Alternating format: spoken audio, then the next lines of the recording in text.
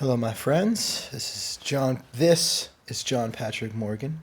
This thing here, this body, this shape, and I'd like to share with you a little story, a journey of self-creation and self-cultivation around a concept that has evolved to be: I am that I live by asking and listening. So this is an evolution. So the first part, live by asking, came to be through an investigation of how I was creating the experience of reactivity and judgment when I walked by people in LA when I moved to LA. It's like 5 years ago now, and they were begging for money on the street, and I was triggered by that in such a way where it was like, oh, come on, man, get a job, you know, don't be such a bum, like go carry boxes or something. It was like instant judgment, and that wasn't necessarily super conscious. Like I had my conscious dialogue, which was like, oh, I should help them out and stuff like that. But I could feel there was a texture of conflict beneath the surface. And as I sat with that, I noticed these deeper thoughts that were happening, and I was trying to cover it up by being the nice guy and doing the right thing and giving some money or waving and smiling through a fake smile. But like, what's really going on? So first, there was the noticing of that internal conflict, bringing attention and awareness to it, seeing it, and being like, that there's judgment going on there. And I love situations that are repeatable.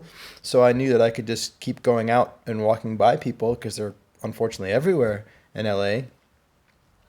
And I could work on myself to not be judging, and I could go for a walk and find out if I'm actually not judging, am I free of that conflict? So I worked through that. And I wrote an article series about that, starting with the first article called "This Is Wilson." It's a 5 article series called "The Power of Asking." We'll link it beneath this video so you can read those if you'd like.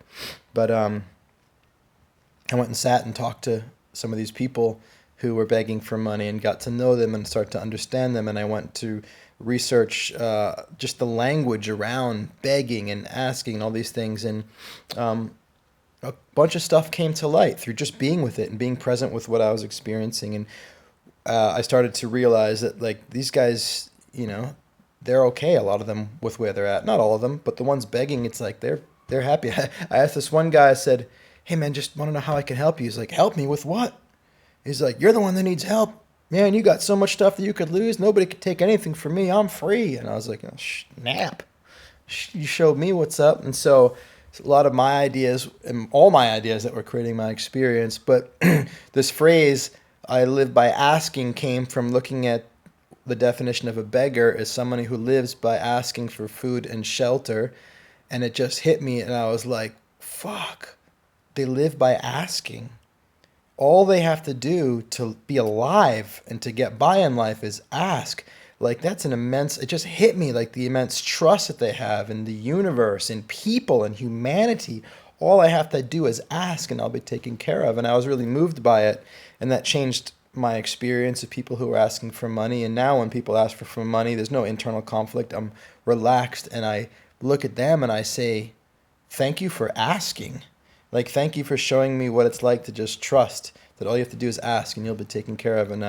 And when I do give, it's from a sense of gratitude for having experienced them. And I've taken that on. I am that I live by asking. I want to live with the same kind of trust, not necessarily just for food and shelter, but for everything and anything. So that's the first stage.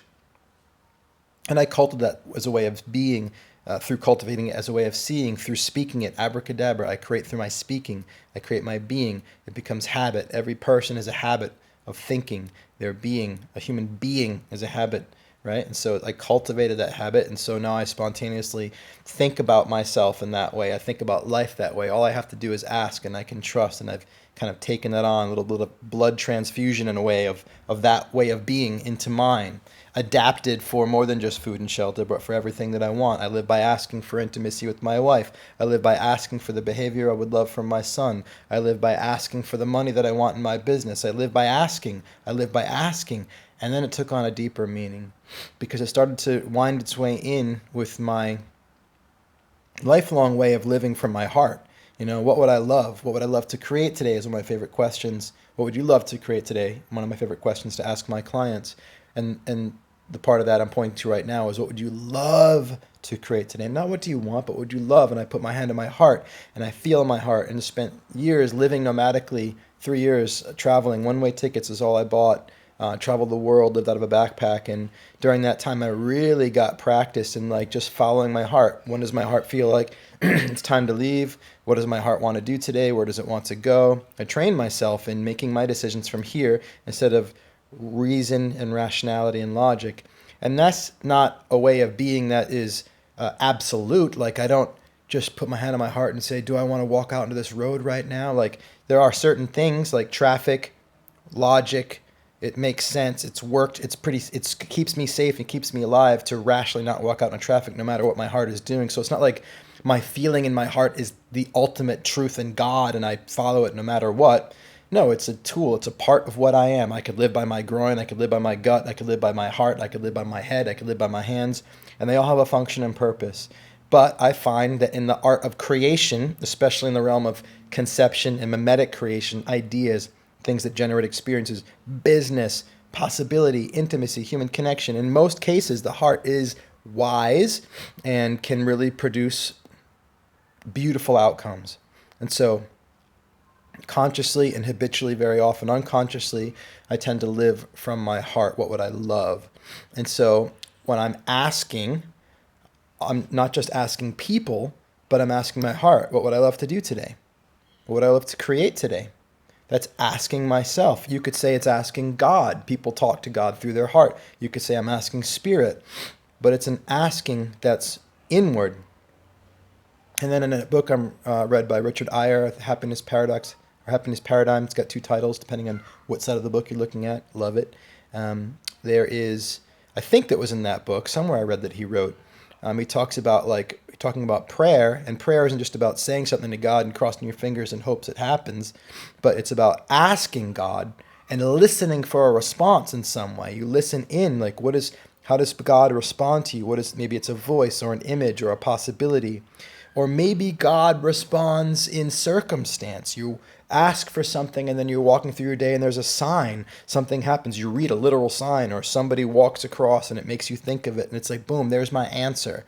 And so prayer was a way of asking God and then listening. It's not just you ask and you hope it works out, but you listen because this is a dance, right? Living is a dance between us as form and us as spirit. And so we dance by putting our hand out with a request and then waiting for something to be put in it and then grabbing it and doing something with it, being in service in that dance. And so I said, it's not just about asking, it's also about listening. I've written lots and talk a lot about listening as a concept, but pairing it and coupling it with asking as a partnership really turned the power of asking up like 20 notches because it helps me to keep present that it's not just about asking, it's about listening. And so in my conversations with people, and I'm asking you, would you like to commit to $100,000 and work with me for a full year where we're together every single week for 2 hours, and we actually change the way that your neurology works in your brain. We change your past so that you contact the present in a different way,